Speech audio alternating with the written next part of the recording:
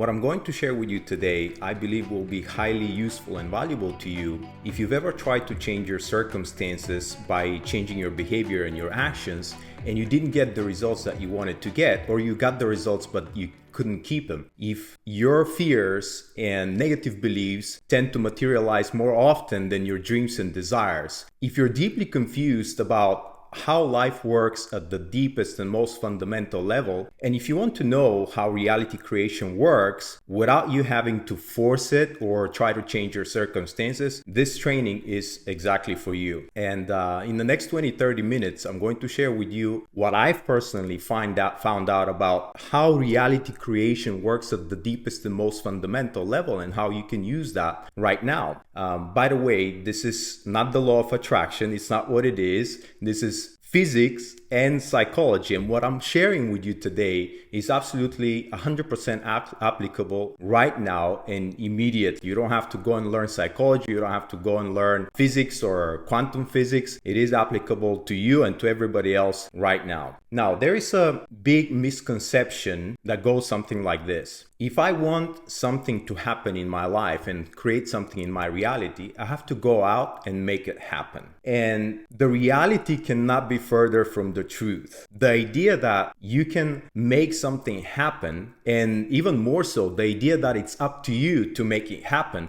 cannot be further from the truth. And if anything, it's very misleading, and it's something that I believe for almost my entire life, but it all leads to more confusion and dissatisfaction and more anxiety and depression and diminished self-belief. And I personally know that from experience, because for almost 50 years, I was trying to alter my reality. I was trying to get the results that I wanted to get by changing my actions, by trying to make what I wanted to make happen in the world. And I lived in the idea of it's all up to me. If I want something to happen, I have to make it happen. If I don't make it happen, it's not going to happen. So I have to constantly and consistently show up in massive ways if I want to create the life I wanted to live. But it never worked for me. And so I was living in more frustration and more disappointment and dissatisfaction and more anxiety, and my confidence was going lower and lower and lower. And almost after 50 years, I had to ask myself, wait a minute, this clearly is not working. My way is not working. What I have observed from society, especially in the Western world, and how we are thought and in the contemporary age of the internet and information being so freely available, pretty much all that's promoted out there is, hey, if you want something to happen, make a plan and go and make it happen. Act on it and make it happen. And so I was living in this idea, and it didn't work for me. It was just more disappointment and more frustration. So I had to ask myself, okay, if this way is not working, if my way is not working, what is it then? How does reality work? What does reality creation really mean? And what I realized that it's not up to me, and that most of the things that I valued in life, in fact, all of them, I didn't make them happen. All I had to do was to just show up and maybe take a little bit of the action, but it was an inspired action. It was downstream action that I didn't even realize I was taking action because I was animated, I was guided. For example, my first partner in life, I was living in the United States at the time, and she was in Bulgaria. And we met in the early forms of the internet, and we just communicated. And long story short, a year and a half later, she ended up in the United States. And shortly after that, she was my partner, my wife. And we were together for 13 beautiful years. I didn't make that happen. I didn't build a step-by-step plan and go out and take that action and then the next action according to my plan and then the next action. I just followed my heart, and I followed the universe. I followed creation, whatever you want to call that. And same with my second partner in life. I was in United States. How I ended up all the way across the world in Malaysia, it's unknown to me to this day, but I did end up there, and she ended up there working for the same company, and both of us were European. So what's the chance that we're gonna both end up in the same company in Malaysia, and we were sitting back to back so that we can meet? And all we had to do was just turn around the chairs and meet and introduce ourselves to each other. That was the action that was required from us, but it wasn't an action that I planned.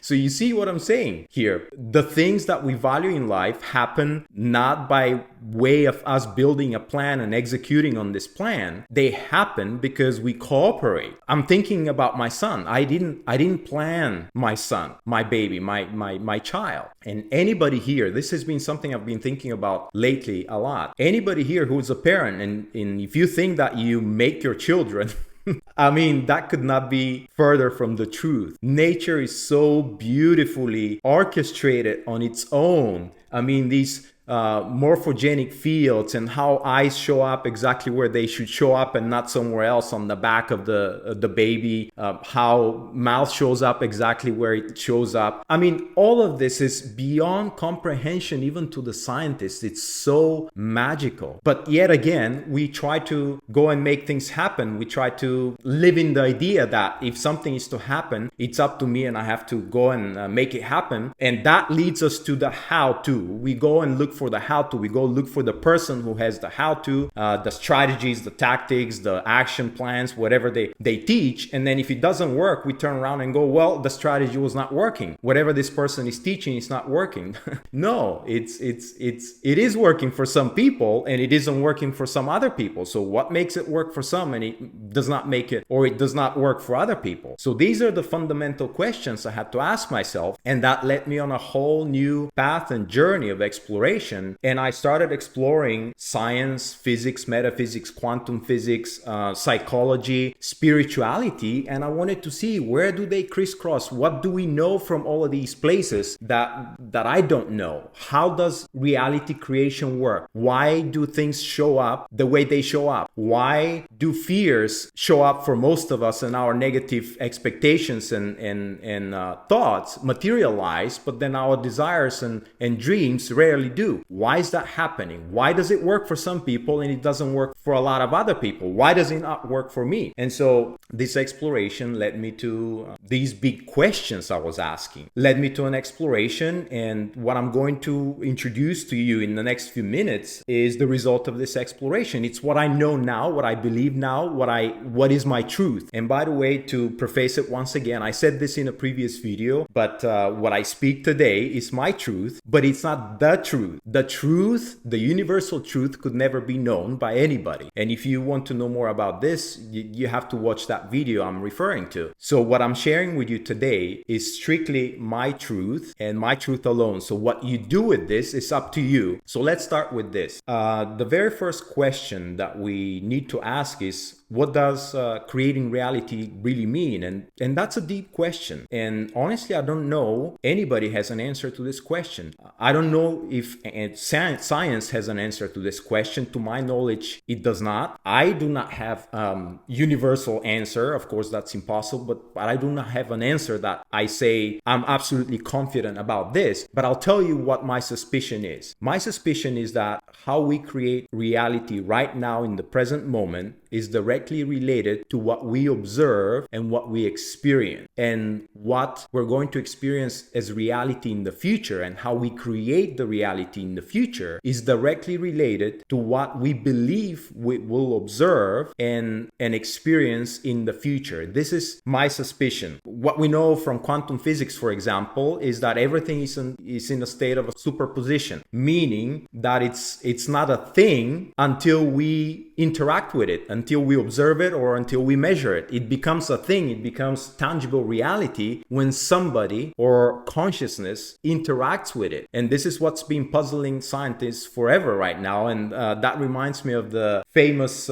interaction between Einstein and Niels Bohr, where Bohr was saying, if you don't look towards the moon, it's not there. When you look, it's there, but when you don't, it's not there. And Einstein said, wait a minute, what you're telling me is that if the moon is behind me, it's actually not there, and it's only there when I look. And that's what he was saying. But there is no way for us to prove that one way or another, because you cannot look without looking and you cannot measure without measuring. So it is a question, but we know that everything is in a state of a superposition, meaning it's not a thing, it's just a potentiality, it's pure everythingness. until somebody interacts with it. And interacting means observing, it means measuring. And now the question becomes, what does observing and measuring mean?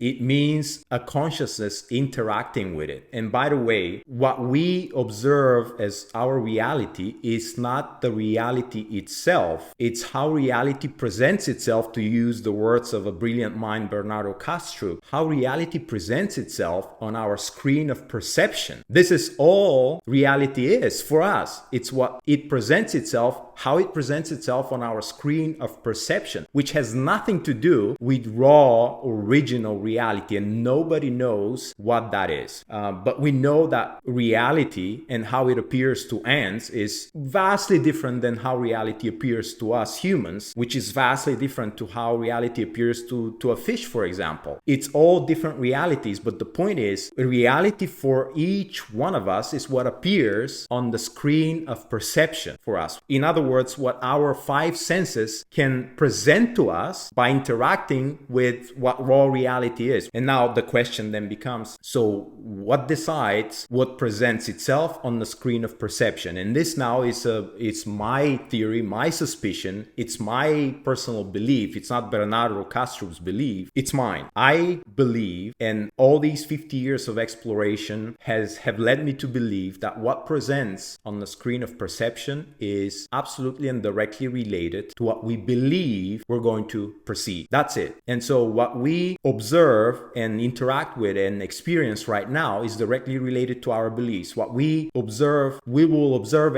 interact, and experience in some future is directly related to what we believe and expect we're going to experience in that future. So we're starting with this: beliefs and the way we perceive the world and the filter through which we perceive the world. In other words, our relationship to everything that's not us, meaning how we relate to ourselves, how we relate to others, how we relate to the world, and how we relate to life itself, which means our beliefs and therefore our expectations is what determines what we're going to observe, measure, or, to use a more common language, experience. So it comes down to that. We're starting with this notion or this idea or this proposal that everything is decided by our beliefs. And now this leads me to the two ways of reality creation. We create reality in two different ways. The first way is the direct way. Everything that happens in this macro world that we experience, not the quantum world, but the macro world, for something to happen, for something to move, for something to change, something else has to move or change. So in other words, the way things happen in this macro world that we experience and interact with requires action. That doesn't include entropy, but that's a whole different topic. In this macro world, in this macro reality, requires action. So we're starting with this. And now, where does action come from? We know from behavioral psychology, and especially from CBT, cognitive behavioral therapy, which is a very well-established branch in psychology and psychotherapy, we know that our behaviors are directly correlated to our emotions and feelings, which are directly correlated to what we think, or cognition. That's why it's cognitive behavioral therapy. So what we think dictates how we feel, which results in how we act, how we behave, and that produces the results that we get to observe and interact with. That produces our results. But now, where do thoughts come from? I believe that most of our thoughts come from our beliefs. Not all, but most of our thoughts come from our beliefs. The average human has 60,000 thoughts every single day. And we also know from science that about 75% of these thoughts are negative. And therefore, if thoughts come from beliefs and 75% of these thoughts are negative, 75% of our beliefs are negative and limiting. And so if we start with a limiting or negative belief, which results in a negative thought, that produces the corresponding feeling or emotion, which produces the corresponding behavior or action, which produces the corresponding result. And then this feeds right back into the belief by confirming it. So for example, if somebody somebody believes that they're incapable of performing a task, so that's the belief, what they're going to think is something like, I'm going to fail at this. That's the thought, that's the cognition. If they believe they're going to fail at this, then they're not going to apply themselves at their best, or they may even avoid taking the action, and that's the action part. And as a result of that, they're going to get an inferior result, and this inferior result will confirm their suspicion or their belief, which is, I'm going to fail. I'm incapable at this. And that's how it works. And so now it's not a surprise to you why most of us materialize our fears and negative beliefs, because 75% of what we think, therefore believe during the day is negative. And that's why we have the results we have, which we don't like. And so there is a major mistake that we make here, all of us, which I made for almost 50 years. And that mistake is, well, if I want to change my results, I have to change my actions. And again, that's not how it works. That's not how the universe works. And we know this from the New Year resolution, for example. People commit to something and it lasts 2-3 weeks. They commit to a new action, lasts a few weeks, and they're back to their original state. And why? Because they didn't change their beliefs. They only wanted to alter their action. So now, the direct way of creating our reality is through our beliefs, which result in our thoughts, which result in our feelings and emotions, which lead to our actions or our behaviors, and that leads to results. That's the direct way, from our beliefs all the way to the results we experience or we don't experience because it's not what we like. Now, there is another way, and by already naming the first one, you can guess what the second one is. That's the indirect way. What is the indirect way of creating a reality?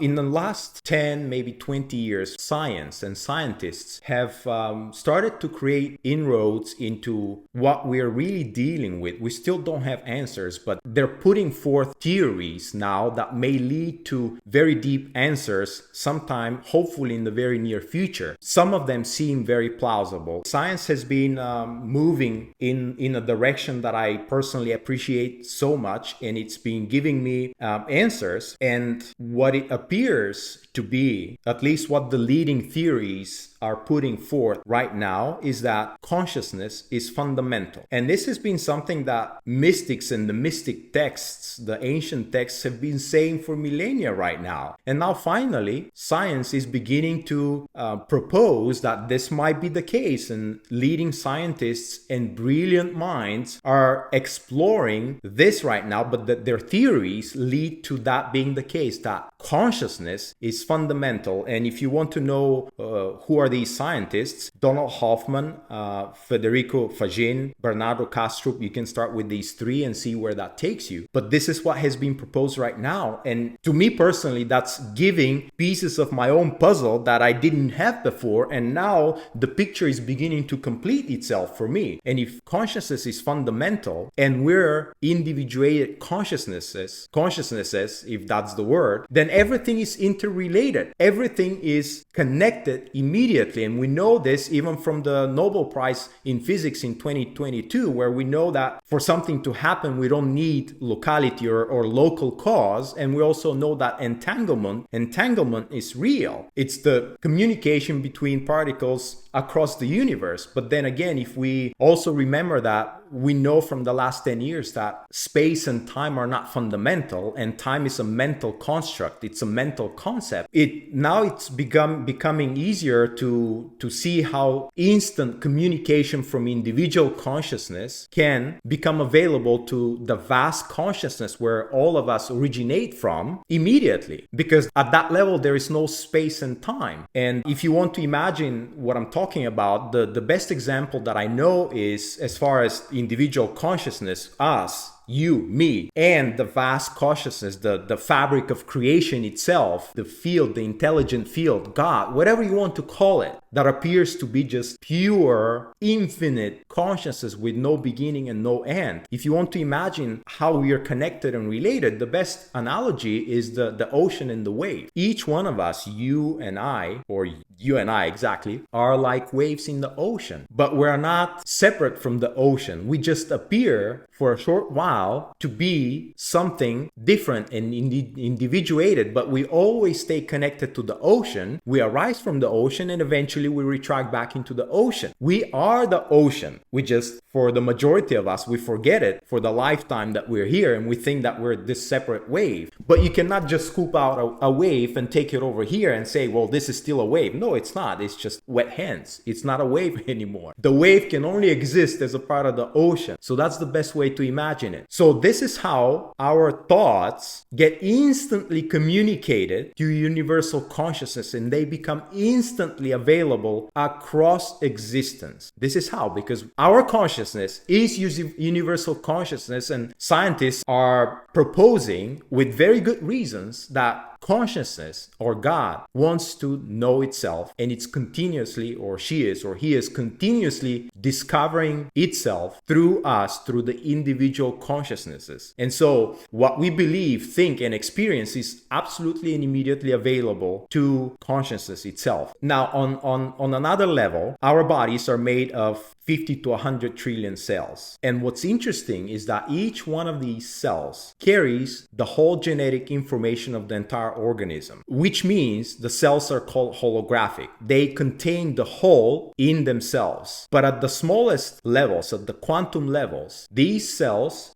function and exchange information through quantum waves that are not physical. They're not accessible to biology and biochemistry. We don't know anything about these things, but now quantum physics is starting to help us with this by saying, well, at the subatomic level, meaning quantum level, the cells and all the processes that happen in these cells are quantum processes. They're not general physics processes. They're not biological or chemical processes. They're quantum processes. And what we're beginning to discover through science is that the quantum field and consciousness they have the identical properties of, number one, awareness, and number two, free will. In other words, it appears that the quantum field and consciousness are, if not the same, they're directly correlated because they have the same properties. And so think about this. Each one of our 50 to 100 trillion cells is directly connected to the quantum field, which might be that they're directly connected to pure consciousness. So now, having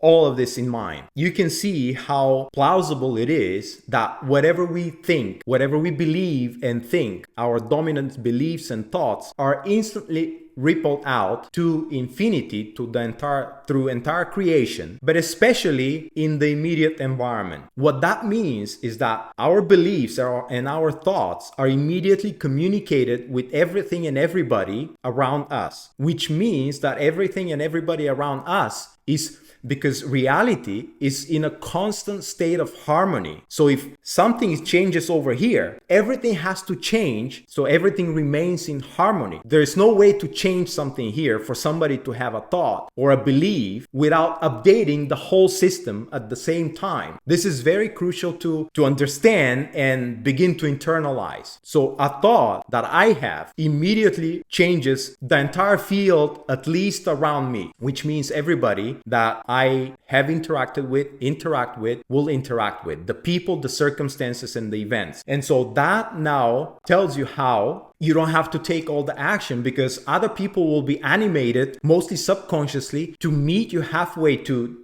take action for you, to do things for you. And this is what we call synchronicity and magic and miracles. It isn't. It's how reality works, how creation works, how consciousness works. And so there is the direct way to create reality, which we explored already, from our beliefs all the way to our behaviors and our results. But there is also the indirect way, which is our bodies being the physical but also the quantum systems, all the way down to the subatomic level of each cell, plus our consciousness, individuated consciousness, which immediately communicates consciousness itself, where it appears all of us come from. What we think and believe immediately is available everywhere at the same time. And without having space and time, that's easy to see how this could be the way if we don't stick and cling to these mental concepts and constructs. So two ways to create reality: the direct way and the indirect way. The indirect way is reality basically meeting you halfway, and all you have to do is to walk the other half of the way. And by the way, it's not half the way, like 50%. If anything, my observations lead me to believe that it's more like 1 to 3% is what's required of you to show up as far as action, for reality to meet you halfway, for consciousness to meet you halfway, for everything to be arranged in a perfect and synchronous and magical and harmonious way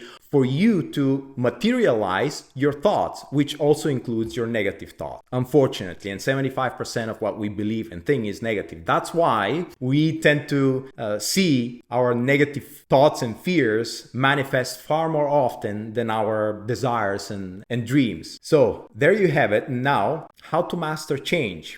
Keeping in mind that on this macro level, everything happens by way of action. And the two ways how we create reality, we know that we have to change our ways of seeing the world first, because that dictates what's going to be created on the other end from both the direct and the indirect way of reality creation. It starts with beliefs. We already established that in the very beginning. So the first thing to be able to master change is to begin updating how we relate to life, which means what we believe about ourselves, what we believe about others, what we believe about the world and life itself. It starts with that. And then the next part is, I love this saying by Dan Martell. He has a YouTube channel. Highly recommended to check out his videos. But he says, there is no future where you have the life that you want, where you're still behaving in the way that you're behaving today. Think about that for a second. So, two things. Our